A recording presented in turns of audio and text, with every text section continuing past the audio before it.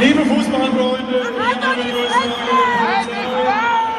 im Hafenburg brennen Transparente.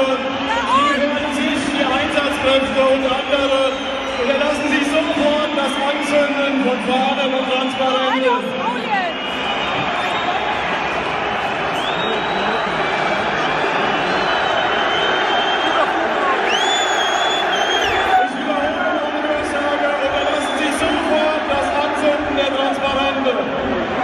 Sonst noch ausmachen oder was? Fuß? Mal sehen, warum haben die den nicht?